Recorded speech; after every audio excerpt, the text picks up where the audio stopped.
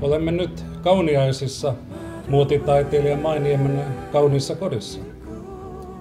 Mainiemi on saavuttanut kansainvälistä tunnettavuutta päälle puettavilla taideneuleillaan, joka hänellä muun muassa on nyt päälläkin. Mainiemi on opiskellut aikoinaan Lontoossa tätä aihepiiriä ja nyt hän on menestyvä taiteilija ja yrittäjä. Ja hänellä onkin Suomessa Helsingissä Senaatintorilla Katarinankadulla oma Mainiemen liike. Ehkäpä on nyt parempi antaa puheenvuoro Mainiemelle. Tämä tarina varmaan on hyvä kertoa sen takia, että se voi olla myöskin, sitten joku muukin voi saada sitten apua ja tukea oman elämänsä hahmottamiseen. Ei ole aina niin helppoa, varsinkin kun on erilainen. Kyllä. Että mun tarinani on periaatteessa erilaisuudesta selviäminen ja erilaisuuden nostaminen kunniaan. Että on hienoa olla erilainen. Mä oon tehnyt siitä taidetta. No tämä perhe, johon synnyit, niin millainen se oli? Mä synnyin Kaarlelassa. Itse asiassa mä oon syntynyt Kaarlelan kirkon juurella, joka oli Nuijasodan aikainen taistelukenttä. Klaus Fleming taisteli siellä. Eli se oli hyvin mielenkiintoinen. Mä oon syntynyt kotona. Mielenkiintoinen paikka. Mun perhe oli ihan tavallinen työläisperhe, mutta he oli hyvin avarakatseisia ja suvaitsevaisia. Mm-hmm. Että mä sain niinku olla just se, kuka mä olin. Ja kun vanhemmat ei ollut itse saanut sitä koulutusta, kun oli köyhistä oloista, niin meille lapsille annettiin mahdollisuus niin paljon kuin päätä riitti, niin sai kouluttautua sitten ja vapaus. Sellainen henkinen vapaus. Eli sinulla oli vapaus valita ihan. Joo, kyllä. Ne huomasi, että ei mua kuitenkaan mikään pidättele. Mä teen just niin kuin mä itse haluan. Aivan. Joo, mä olin hyvin vapaa sielu. No, mitkä muut asiat ja tekijät vaikuttivat sitten lapsuudessa? No, taiteilija on, sielu on hyvin herkkä, että mä olen erittäin onnekas siinä, että mun ensimmäinen kansakouluopettajani oli taiteilija itse, joka oli hyvin kannustava. Ja hänestä muodostui elinikäinen ystävä. Ja hän oli myöskin minun häissäni sitten esiintyi siellä ja olisi pitänyt runon sille, että hän oli hyvin kannustava. Että hän ruokki minussa tätä luovuutta. Ja myöhemmin sitten oppikoulussa, tätä en tiennyt ennen kuin myöhemmin, että mun piirustuksen opettajaksi oli siunaantunut tämä Samuli Paulaharjun tytär. Sen mä opin vasta tuolla, kun mä olin Kurikassa semmoisessa museossa, missä tämä kävi ilmi. Ja hän oli myöskin Tuomas Anhavan äiti, eli Lyyli Anhava, ja hän rakasti mua ei antanut pelkästään 10, voi antaa myöskin 14, jos hän oli tyytyväinen minun piirustuksiin. Että hän oli hyvin, hyvin kannustava. Et nämä 2 oli hyvin ratkaisevaa, koska tietysti nuori on ja lapsi on hyvin herkkä, että monet on kyllä lytätty siinä vaiheessa, että ei ole sit pystynyt antautumaan sille taiteelliselle uralle.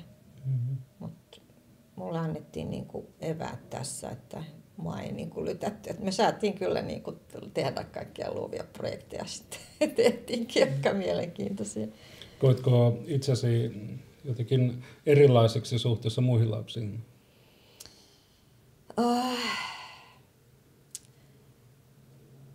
No en mä siinä vaiheessa. Mä olin semmoinen, että mä kuljeskelin metsissä, mutta mä koin sen niin kuin täysin luontevana. Kyllä lapsi kokee kuitenkin olevansa. Ei sitä lapsena ymmärrä näitä asioita. Mä olin semmoinen, että mä kuljeskelin ja juoksin pitkin metsiä ja seurustelin niin kuin peikkojen kanssa. Ja mä olin semmoinen luonnonlapsi. Kohtasitko mitään kiusaamista tai muiden lasten taholta? Ihan normaalisti. Joo. Mutta kyllä se hahmottui jo tuossa. Kyllä jonkun verran, että nehän on yleensä tosi vaikeita juttuja, että mun äiti teki mulle mekot ja mä häpesin niitä. Mutta ja oppikoulualaluokilla kyllä olin sillain niin kuin aika yksin, mutta kyllä mä sitten lopulta sain kaveri jostain muualta tulleista. Mutta kyllä mä olin aika yksinäinen kuitenkin. Oliko sinun lapsuudessa jo ajatukset kehittynyt jollain tavalla tähän henkisen identiteetin suuntaan, joka sinulla nykypäivänä on?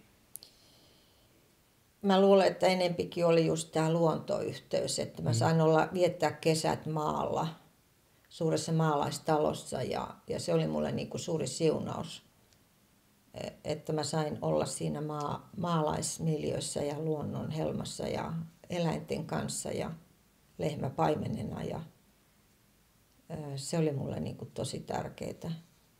Mä rakastin lehmiä. Ja itse asiassa se vasta niin kuin myöhemmin sitten, kaikki lehmiin liittyvä oli mulle tosi tärkeää lapsena. Mutta vastaan mä sitten tajusin, kun mä menin Egyptiin, että miksi. Se oli se lehmän korvainen jumalatar.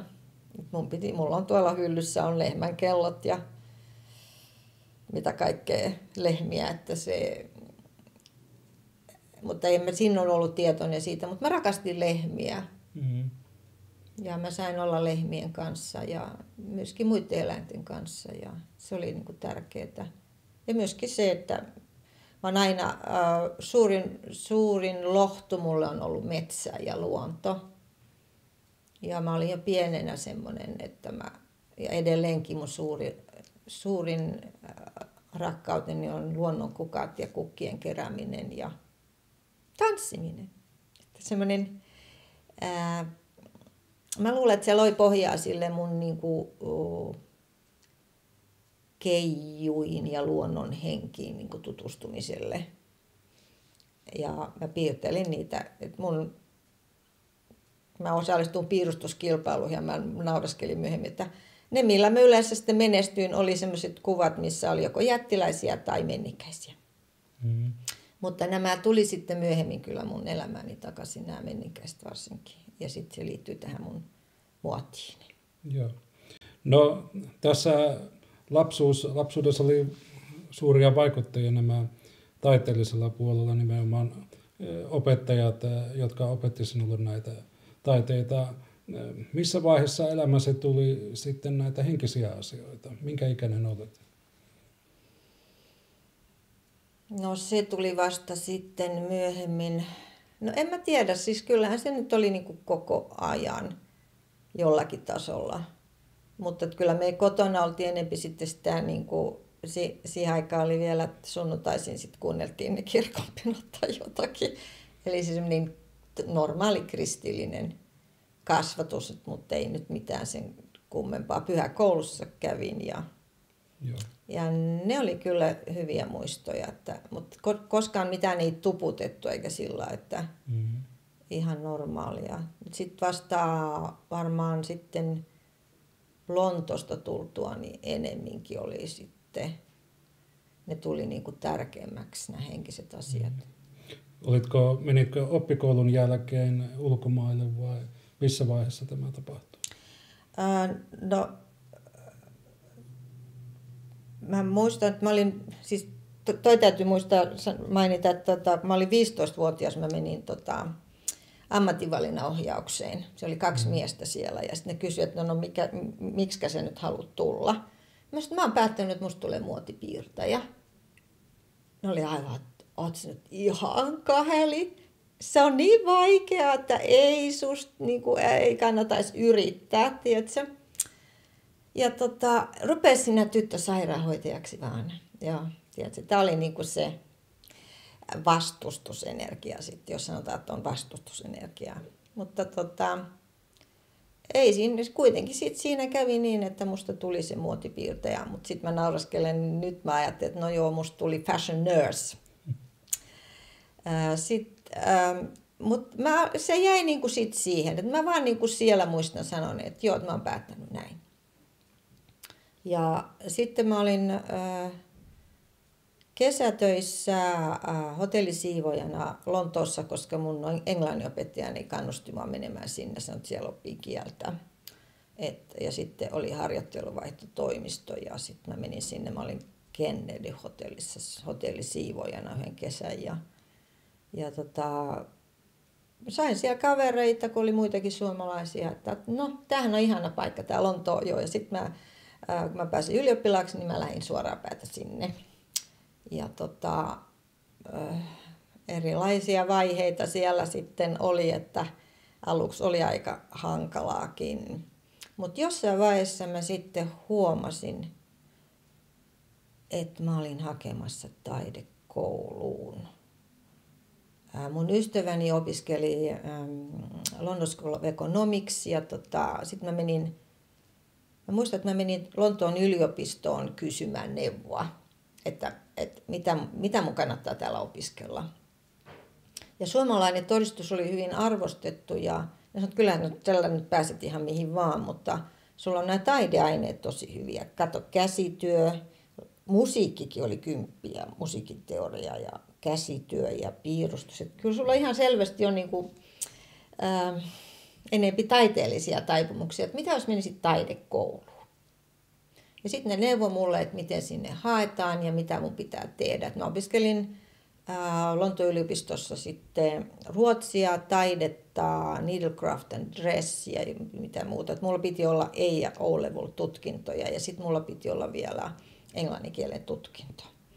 Eli mä olin sitten collegeissa vuoden, Hammersmith Collegeissa, jossa mä sitten opiskelin ja sain suoritettua nämä tutkinnot ja sitten iltakoulussa, taidekoulussa ja sitten mä pääsin hakemaan. Ja mä hain sitten kaikkiin ja mä pääsin kaikkiin. Ilmeisesti mulla oli taitoja ja taipumuksia. Ja sitten pienten koukeroiden kautta sitten lopulta pääsin tähän Central St. Martinsiin, joka oli siihen aikaan St. Martin's College of Art, joka oli keskellä Lontoota Sohossa, joka myöhemmin sitten rankattiin maailman parhaimmaksi taidekouluksi. Se oli aika huikea saavutus. Onnittelut siitä. Se oli huikea saavutus. Mä olin todennäköisesti, käsittääkseni ensimmäinen suomalainen, joka sinne oli päässyt. Mä oon tämmöinen pioneeriluonne. Mä ensimmäisenä aina hyppään niin kuin johonkin. Virran mukaan katsellakseen, että kannatteleeko se? Joo, mulla on tämmöinen pioneerihenki, että mä oon aina joudun ensimmäisenä tulilinjalle. Joo. Niin siinä sitten lopulta kävi, että kun me jotain niin kuin asetetaan se aikomus, yleensä sit se kuitenkin menee sillä tavalla. Se meni niin kuin ihan luonnostaan sitten. Onko nykyinen muotitaide, jota teet ja tämä teema, niin jo alkanut Englannissa opiskeluaikoina vai onko se tullut myöhemmin? Kyllä kaikki pohja luotiin siellä. Tämä koulu oli niin uskomattoman ihana, että siellähän ei niinku mitään liukuhihnasuunnittelijoita ei tehty. Sieltä tulee niinku kuuluisia suunnittelijoita niin kuin John Galliano, Stella McCartney ja Alexander McQueen, ja mulla oli opettajana se Bruce Oldfield, että siellä tehtiin jokaisesta uniikkeja. Siellä luotiin perustat tämmöiselle yksilöllisyydelle. Et suunnittelija, jos aikoo luoda yksilöllistä muotia, trendejä, niin pitää olla itsekin yksilöllinen. Ja mua kannustettiin hyvin paljon meitä kaikkia omien juurien tutkimisessa. Ja se oma identiteetti piti löytää. Ei saanut kopioida ketään. Et tavallaan mua kannustettiin niin kuin tämän oman suomalaisuuden juurien tutkimisessa ja oman taustani vahvistamisessa. Että siellä sitten tein opinnäytetyön Kalevalasta ja sen vaikutuksesta suomalaiseen taiteeseen ja designiin. Ja se oli niin kuin se ratkaiseva käännekohta kyllä, jolloin mä luin englanninkielisen Kalevalan ja mä ymmärsin sen. Suomenkielinen Kalevala on niin vaikea, mutta englanninkielinen Kalevala oli niin helppo tajunne, että mä ymmärsin sen, koska se voi olla, että jollain toisella kielellä me voidaan tulla sisään johonkin juttuun. Ja myöskin Vändikin Stoolin tarinat, ja mä tein niistä sitten tutkielman Siinä hetkenä mä koin, ja sitten mä tein myöskin ensimmäiset sketsit, että mä koin, että Väinämöinen itse niin kuin uipunut tajuntaani, ja että siitä hetkestä lähtien me ollaan kuljettu yhtä matkaa. Osaatko esitellä tämän Väinämöisen lisäksi, mitkä oli ne tekijät Kalevalasta, jotka herätti sen syvän mielenkiinnon ja ohjasi tälle tielle? Joo, siis mähän joudun tekemään paljon taustatutkimusta.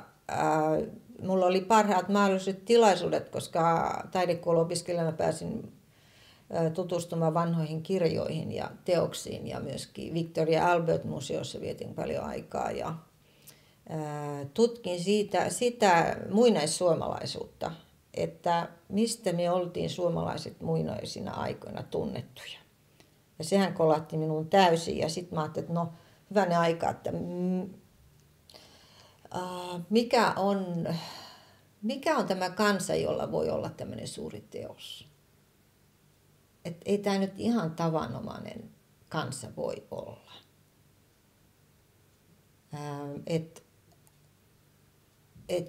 Jotain niin kiehtovaa tässä suomalaisuudessa oli.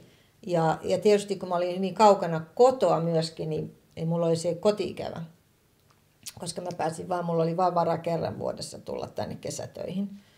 Niin mä rupesin, mulle tuli tämmöinen näkökulma, että mä pystyin katsomaan Suomea etäisyydeltä turistin näkökulmasta, että mä pystyin näkemään, mikä täällä on arvokasta. Ja mä koin, että tämä suomalainen kulttuuri oli äärimmäisen kiehtova.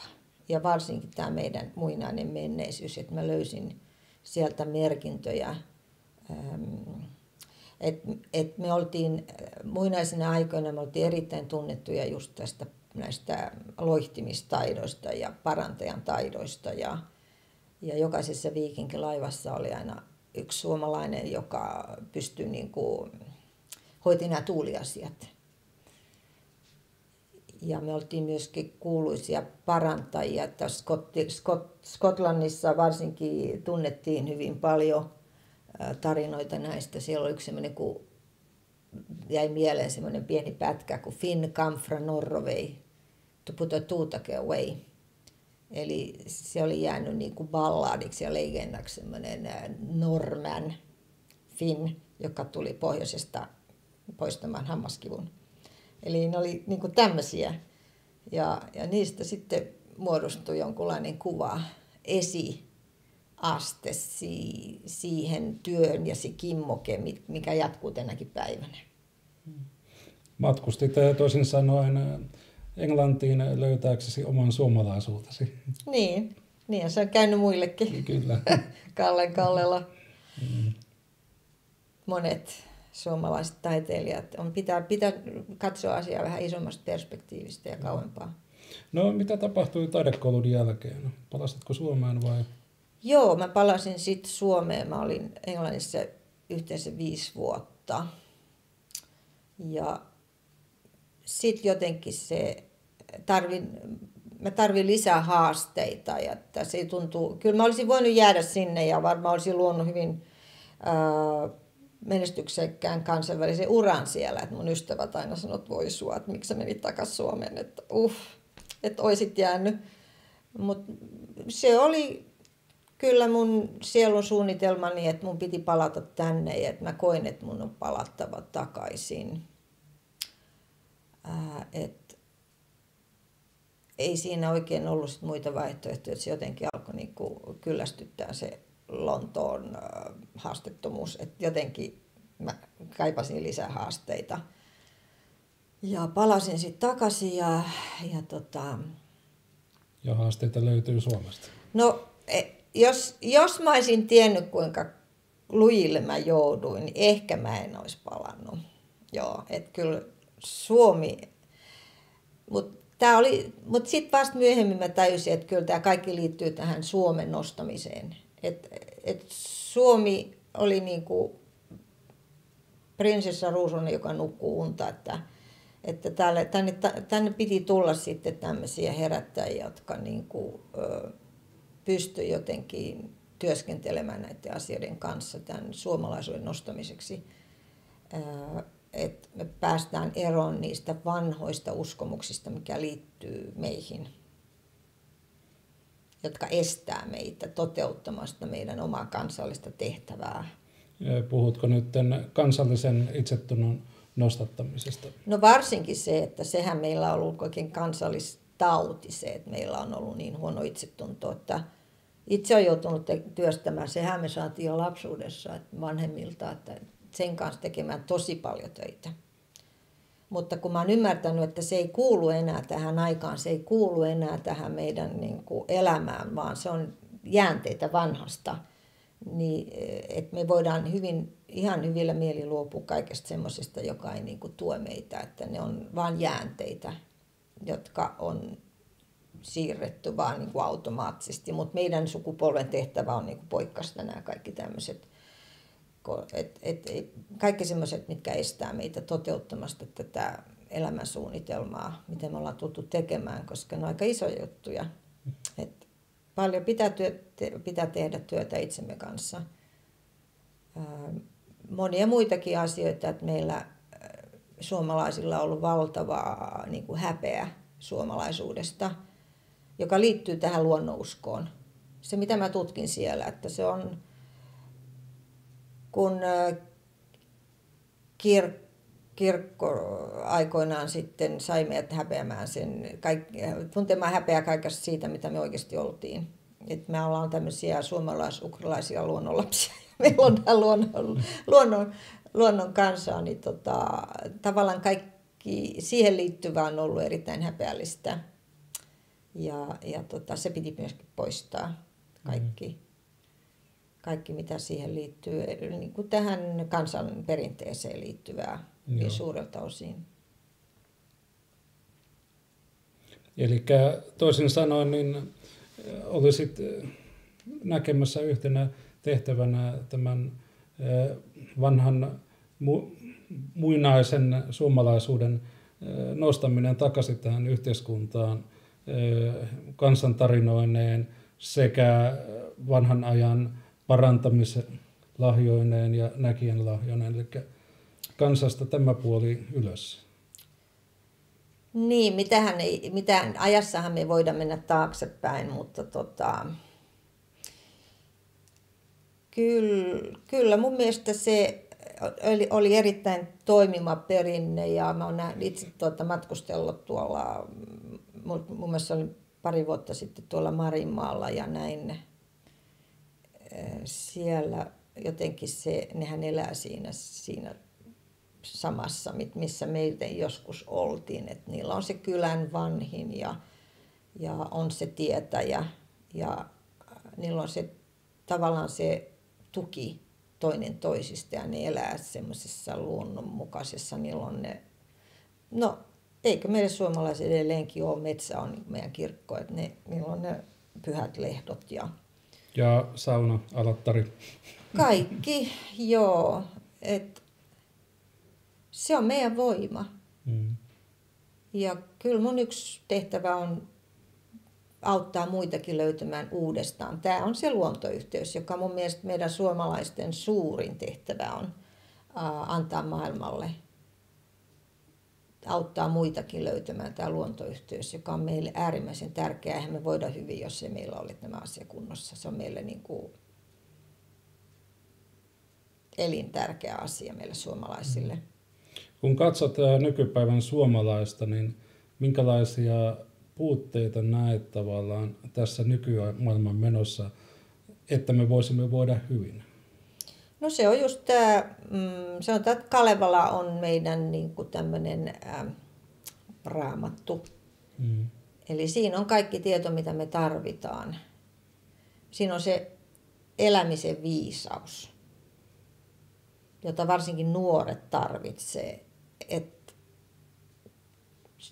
ettei ne syrjäytyisi. Sitä tarvitsee nuoret sekä Suomessa että Japanissa ympäri maailmaa, sitä semmoista kalevalaista arjen elämän viisautta, maalaisjärkeä, mitä meillä on tarjota.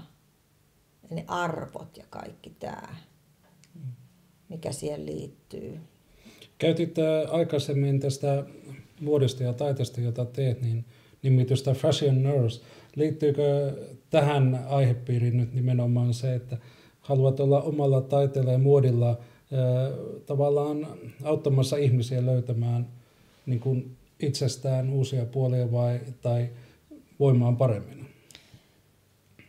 No kyllä se perimmäinen tehtävä tällä mun työllä ja tällä mun muodillani on se, että mä autan ihmisiä muistamaan, ketä ne on ja olemaan se, kuka on. Se on se ainoa keino, jolla, niin kuin mä sanoin, että jokaisen täytyy tulla kaapista ulos. Jokaisen tarvii olla just se, kuka on, ja me voidaan auttaa toinen toisiamme siinä. Ja tällä mun muodilla on tärkeä oleellinen tehtävä tässä, että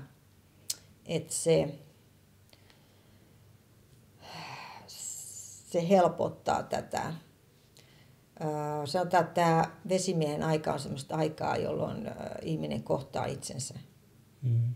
Mutta voidakseen kohdata muut, niin ihmisen täytyy ensin kohdata itsensä. Täytyy tuntea, kuka on. Ja se ei voi verrata ketään itseään muihin, koska jokainen on täysin ainutlaatuinen. Et meidän täytyy siirtyä pois semmoisesta massa-ajattelusta semmoiseen niin kuin yksilöitymiseen. Että jokaisella on se tietty tehtävä, tietty energia, tietty rooli tässä isossa kokonaisuudessa. Ja se täytyy niin kuin löytyä. Ja sitten nämä palikat alkaa asettua kohdalleen. Sitä voi kuvata, että se on yksi ja sama murunen.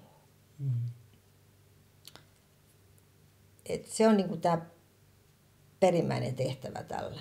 Että mä oon tullut tänne muistuttamaan ja muistamaan itse, koska meitä uhkaa koko ajan tämä unohdus. Mehän ollaan oltu kymmeniä tuhansia vuosia tämmöisessä unohduksessa. Me ollaan nukuttu ja nyt me ollaan niin kuin heräämässä, mutta pitää olla tarkkana, ettei nukahda uudestaan. Aivan. Joo, että meidän pitää koko ajan olla niin kuin täysin läsnä, että me pysytään hereillä. No palaamme nyt takaisin tähän, että kun olit palannut opinnoilta takaisin Suomeen ja totesit, että hyvin haastavaan ilmapiiriin olet tullut. Mitä sen jälkeen tapahtui? No mä olin monta vuotta ensiksi työttömänä, koska silloin oli joku lamakausi, eikä joudun sitten tekemään kaikenlaista hanttihommaa. Muutin Helsinkiin ja ei täältäkään löytynyt työtä sitten, alan töitä. Mutta sit mä kekseliänä ihmisenä mä keksin, että mä sain yhdeltä ompelu- ja neulekonekauppialta sit neulekoneen ja niin kuin mainostarkoituksiin ja mä rupesin sillä tekemään sitten neuleita kehrämöillä ja lehtiin, koska Mä olin huomannut, että en mä työvoimatoimiston kautta mitään työpaikkaa tule koskaan saamaan. Että mun täytyy luoda se itse. Ja tämä on niin kuin hyvä vinkki kaikille nyt, jotka on työttömänä myöskin, että työpaikka pitää luoda itse.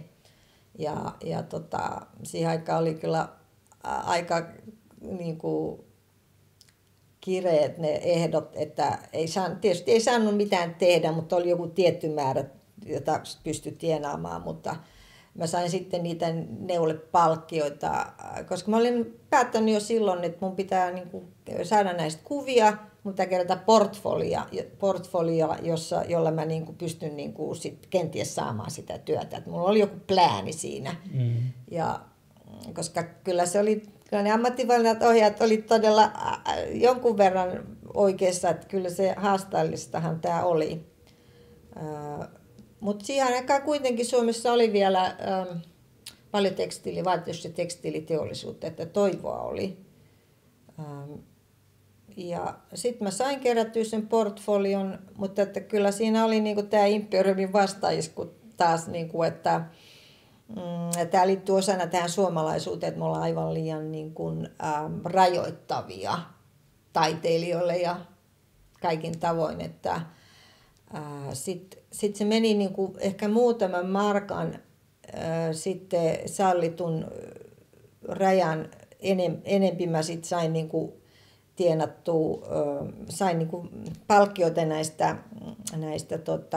neulemalleista, joita julkaistiin lehdissä. Ja, 20 vuotta työvoimatoimisto ulosmittasi multa niitä rahoja. Vaikka mä yritin kaikkea, niin mä sanoin, että kuule, että eikö mun päinvastoin mua pitäisi niinku kiittää siitä, että mä järjestin itselleni työpaikan. Mä loin sen työpaikan. Mä sain sitten töitä. Niin mä sain suunnittelutöitä. Mä muutin sitten Nakkilaan. Mutta musta oli niinku, tää oli just semmoista lyttäämismentaliteettia, joka mun mielestä täältä pitää niinku ehdottomasti saada kans pois. Et jos ihminen todella niinku aktiivisesti itselleen auttaa itseään, niin silloin siitä pitää niin kuin palkita ja rohkaista ja kannustaa eikä lytätä. Musta oli ihan kauhea. Musta oli niin kuin, mä lamaannuin siitä niin täysin, että eihän tämä on niin kuin täysin vastoin mun kaikkia arvokäsityksiä. Eihän se ole täysin epäloogista. Että ihmistä pitää aina kannustaa niin kuin yritteliäisyyteen. Mä itse Pohjanmaalta, niin pitää olla yritteliäs. Ja sitä mun piti sanoa tuosta vielä aikaisemmin, että olihan se Kokkola oli tosiaan semmoinen niin kuin lapsuudesta, niin sain niin kuin nämä maailman evät, koska se oli silloin Suomen Pariisi. Että siellä oli suomalainen muotiteollisuus. Mun äitini oli ompelijana siellä Hansalla ja Kauppakomppanialla. Ja tavallaan sitten tämän prosessin aikana mä olin sitten Nakkilassa jonkun aikaa, tein siellä pohjustin sen paikan ja sitten muutin Uudenkaupungin Kutomon, olin siellä jonkun aikaa suunnittelijana ja sitten palasin takaisin Kokkolaan ja olin Finlas siellä muutaman vuoden suunnittelijana tai jonkun aikaa. Mutta ne oli aika haasteellisia kokemuksia nekin. Mutta ehkä mä nyt en halua niistä kauheasti kertoa, koska ne liittyy tiettyihin ihmisiin, mutta se ei ollut niin kuin helppoa, koska sitten tavallaan mua käytettiin aika paljon hyväksi kaikilla tavoin. Et mä sitten se alkoi niin kuin hiipua tämä koko suomalainen muotiteollisuus ja nythän niin kuin kaikki työpaikat suurin piirtein me ollaan sitten halpa muotia ostamalla siirretty Kiinaan. Et 40 000 työpaikkaa hävisi, että ei ollut enää mitään mahdollisuuksia edes saada sen alan töitä. Sitten mä päätin ryhtyä yrittäjäksi ja starttiraalla sitten aloitin. Mitä vuotta elettiin? 87. Joo. Mutta se olikin kyllä, se oli just se, kun takaperin katsoo, niin se hetki, jolloin pitikin. Mä muistan sen hyvin tarkkaan. Se oli se, mä en tiedä miten se käännetään, se oli se harmonic convergence. se vuosi. Ja se oli jotenkin semmoinen vuosi, jolloin tehtiin jonkunlainen tietoisuuden harppaus. Et mä olin päättänyt, että yksin mä en niin kuin halua toimia, mutta mä etsin semmoisen porukan, jonka kanssa voin perustaa liikkeen Helsinkiin. Ja mä muistan vielä sen päivänkin, että mua vaan ohjattiin, kun mä olin tehnyt sen tietoisen päätöksen, että mä haluan löytää semmoisen porukan kanssa, mä voin perustaa liikkeen Helsinkiin. Ja sitten mun piti ottaa bussinumero 14 ja mennä Korkeavuoren kadulle ja mä kävelin sisään siihen liikkeeseen. Ja sitten se alkoi, että Korkeavuoren kadulla sit se oli semmoinen niin kuin ensimmäinen designer shop. Meitä oli kolme, kun meitä oli 3-4 designeria siinä. Me aloitettiin siinä sitten. Ja siirryttiin sitten sieltä Kasarmikadulle ja lopulta tuohon tavoitteena oli Esplanadi Kluuvikadulle, missä on nykyään hotelli Kämpin sisäänkäynti. Et se oli se yksi prosessi.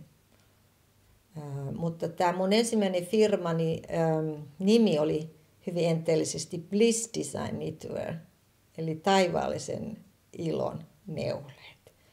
Ja tämä oli myös semmoinen, että mä kysyin, että kun mä perustin toiminut, että mikä mun yritykseni tulee nimeksi. Ja tämä annettiin. No okei, no jos se on tämmöinen, niin kyllä mä voin laittaa sen nimeksi, mutta en mä tajunnut, että mitä se tarkoittaa.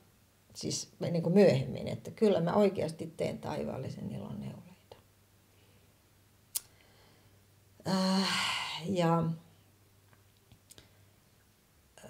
Siitä se sitten alkoi jo, ja tämä Designer Shop-prosessi jatkui vuoteen 1994, ja sitten alettiin hotellikämppiä niin kuin uudelleen rakentamaan. Ja sitten meidän lähti pois siitä. Mutta se oli hyvin, luotiin niin kuin perusta tämän tyyppiselle toiminnalle myöskin. Mutta siihen aikaan vielä ehkä just tämä suomalainen design ei ollut tämän tyyppinen vielä kovin suosittua. Tämä oli se ajanjakso niin kuin 80-luvun puolesta välistä tähän aikaan, jolloin tavallaan tuli tämä halpa tuontiryntäys tänne, että tavallaan nyt sitten vasta niin kuin alkaa tapahtua päinvastaista prosessia. Mutta se tavallaan käynnisti niin kuin paljon asioita, ja sitten alkoi tapahtua niin kuin, tämä, no sanotaanko näin, että sitten kun mä olin tullut Suomeen sieltä Englannista, niin mä tajusin ensimmäisenä, että täällä ei ole mitään niin kuin neuleperinnettä. Meillä on Pohjan Jussi-paita, ja meillä oli Ahvenanmaalla oli joku sitten kanssa tämmöinen joku juttu, mutta meillä ei ollut semmoista varsinaista suomalaista neuleperinnettä niin kuin irlantilaisilla on tai norjalaisilla on. Et mun ensimmäinen tehtävä oli luoda se. Et siihen meni semmoinen aika pitkä, monta vuotta, joo. Mutta se oli niinku se työ, joka mun piti tehdä. Ja siihen ensimmäisenä mä odotin mun poikaani 89, niin mä yhdistyin hyvin voimakkaasti tähän viikinkikulttuuriin. Että syntyi viikinkimallisto. Ja sitten sen jälkeen 90-luvulla tuli tämä Lappimallisto. Mä tein erinäisiä retkiä niin kuin tuonne Lappiin. Ja hyvin värikästä tämmöisiä alkuperäiskansoihin liittyviä värityksiä, ja se oli todella aivan huikeeta. Ja silloin mä tutustuin myöskin, tein paljon työtä Leena ja Jose Stevensin kanssa. Ne oli mun niitä ensimmäisiä opettajia. Jose Stevens on se, joka on Michael-kirjojen kirjoittaja. Ja Leena Stevenson shamaani, hän on ruotsalais-venäläinen shamaani. Ja Leena Stevens oli se ensimmäinen, joka sanoi, että oletko sä huomannut, että sulla on näissä neuleissa näitä ikiaikaisia symboleja. Hän kiinnitti siihen huomiota. Sitten ei, ettei mä oon niin kuin tajunnut, mutta joo, hän huomasi sen ja se oli aika semmoinen merkittävä asia, koska he oli mulle niin kuin hyvin tärkeitä ihmisiä. Opetti mulle shamanismia. Ja sitten syntyi tämä Kalevala, ensimmäiset Kalevala-mallistot. Alkoi tulemaan tämä Kalevala. Mutta ensimmäisenä mä tein Ilmarisen. Totta kai. Ei sampua voi tehdä ilman Ilmarista. Joo. Ja sitten tuli Kalevala, Pohjanneito, Sampo. Sampo tuli 98, sitä piti tehdä tosi tarkkaan. Mutta mä olin tehnyt jo piirroksen siitä silloin siellä Lontoossa, mutta se sammon luominen oli niin kuin käsittämätön prosessi. Ja sitten siihen, niin kuin, mitäs siinä oli muitakin sitten, niin kuin, siihen tuli niin kuin näitä Kalevalaan liittyviä niin kuin päälle puettavaa taidetta. Ne oli tavallaan teoksia, mutta siihen aikaan mä tein myöskin symboleja ja kuvioita. Ja nehän vasta olikin ihmeellisiä. Et niissä oli hyvin paljon sitä symboliikkaa, josta mä en ollut vielä ihan siinä vaiheessa tietoinen, ennen kuin ihan vasta vähän päästä sitten tapahtui semmoinen isompi herääminen sille mun omalle työlleni ja sille, mitä mä oikeasti olen tekemässä. Koska tämähän on niin kuin asteittaista heräämistä meille kaikille.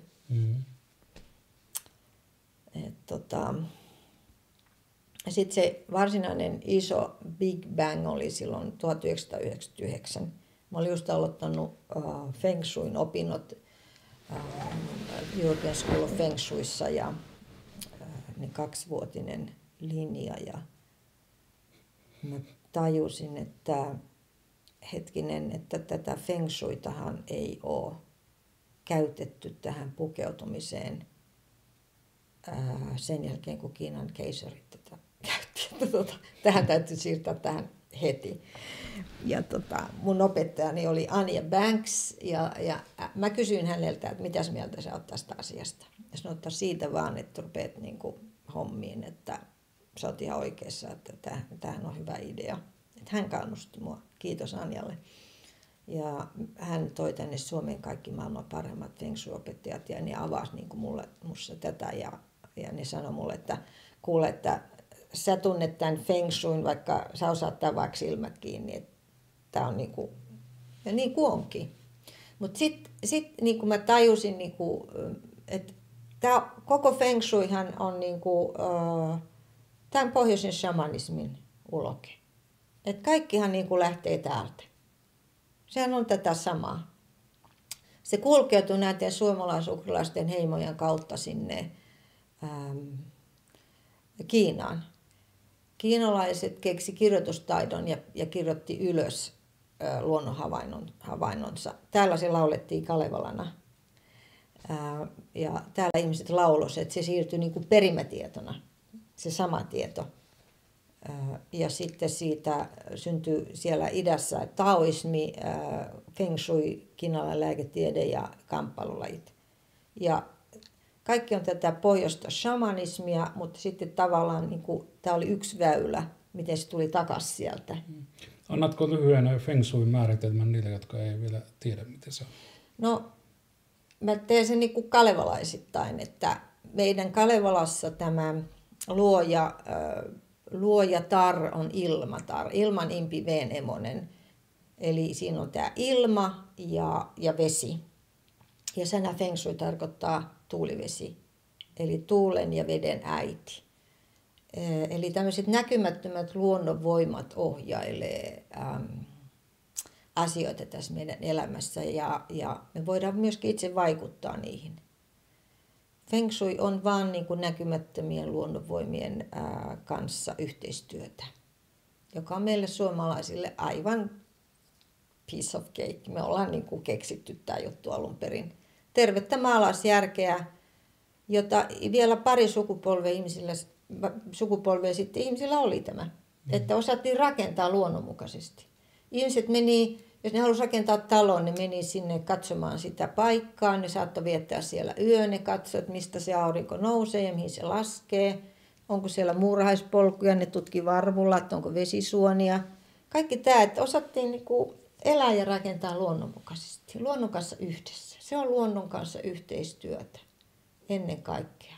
Ja mun mielestä se on niinku tärkeämpää kuin koskaan näinä aikoina. Että me voidaan niinku luoda hyvää elämää. Ja kyllä me ymmärretään, että mitä tämä on tuottanut ihmisille hirveän paljon kärsimyksiä hometalona ja kaikkina, koska on unohdettu tämä vanha perimätieto, joka meissä kuitenkin on olemassa. Että Feng Shui on vaan sitä, että me osataan niinku tehdä yhteistyöllä luonnon kanssa. Onko sinun tässä kuvaamassa luomuksessa myöskin luomuksia miehille? Silloin tällöin on. Mulla oli se Ilmarispaita. Enempi on, siis mä toteutan niinku kollektiivisen, mä oon hyvin voimakkaasti yhteydessä tuohon kollektiivisen tietoisuuden jakoon. Tässä on ollut hyvin iso prosessi, on ollut naisten nostaminen. Et enemmänkin on joutunut tekemään asioita naisille, koska tämä energia on ollut niin epätasapainossa, että naisia on pitänyt nostaa tosi isosti. Näiden mun luomusteni ja neuleni tehtävä on ollut voimaannuttaa naisia.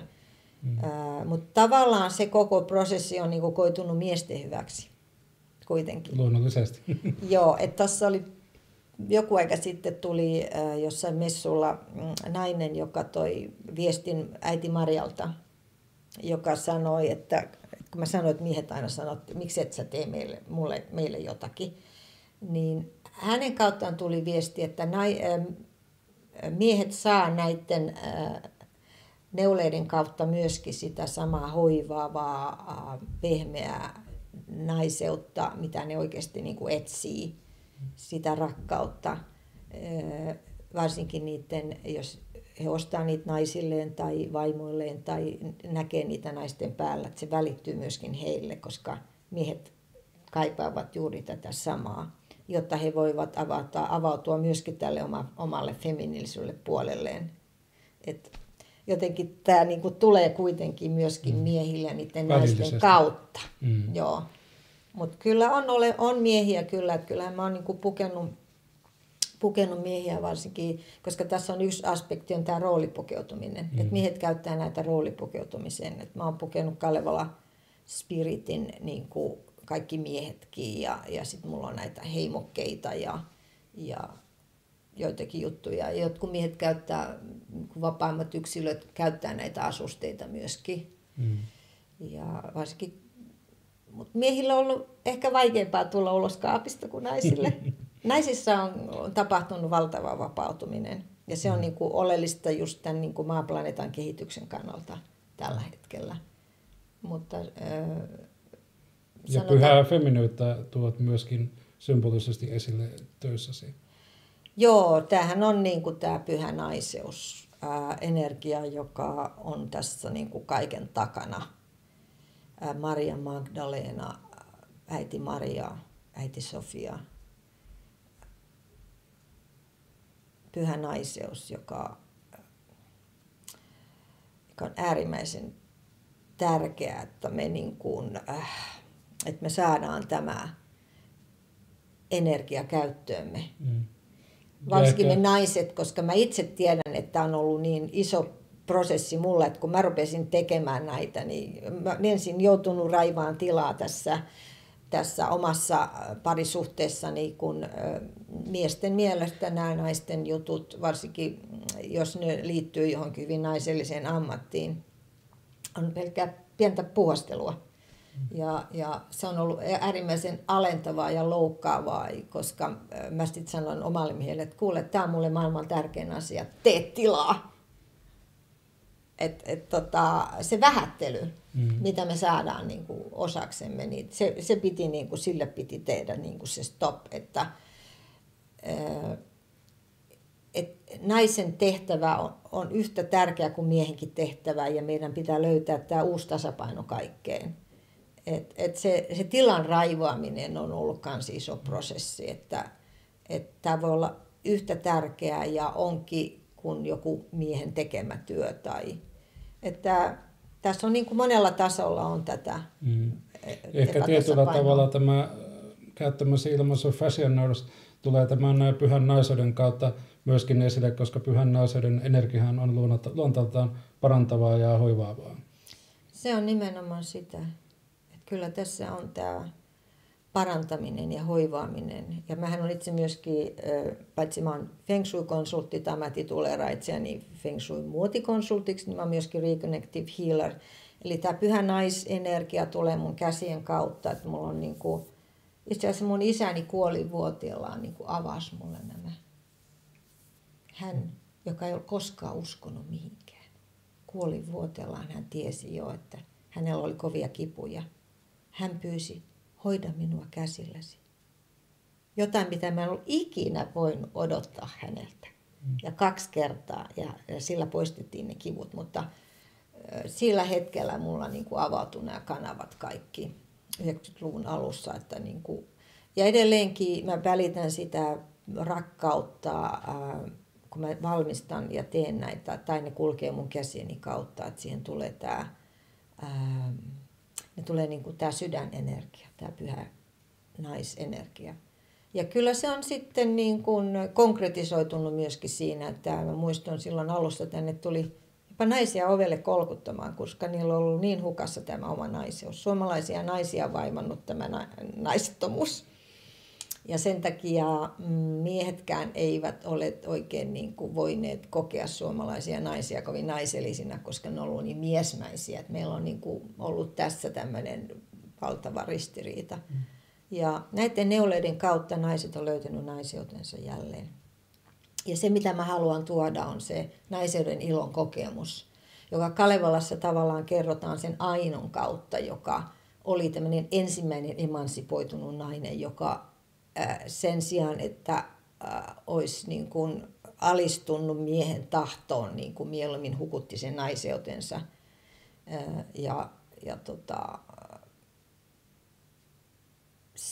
Tavallaan siitä alkoikin semmoinen pitkä ajanjakso, jolloin naisen oli niin kuin pakko olla jotakin muuta. Mutta nyt ollaan niin kuin siinä käännekohdassa, että jokainen nainen voi olla. Että jotenkin mä koen, että me ollaan niin kuin täällä jo melkein vapaita, mutta ei aivan vielä.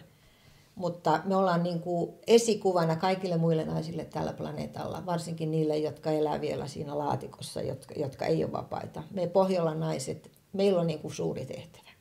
Me vapautetaan muut naiset tässä planeetalla. Ja varsinkin tuolla noissa muslimimaissakin, jossa on vielä, siellä on eri asteista, mutta hyvin pieni osa on vasta niin kuin alkuaskeleita ottamassa tässä vapaudessa, mikä meille on jo, meillä on jo paljon pitemmällä. Tämä menee yksilöiden kautta, että mun tehtäväni on viedä tätä vanhaa suomalaista viisautta muodin kautta maailmalle. Erittäin arvostettava ja hieno tehtävä. Kiitoksia. Kiitos. Mai Niemi. Kiitos. Tämä oli aivan ihanaa.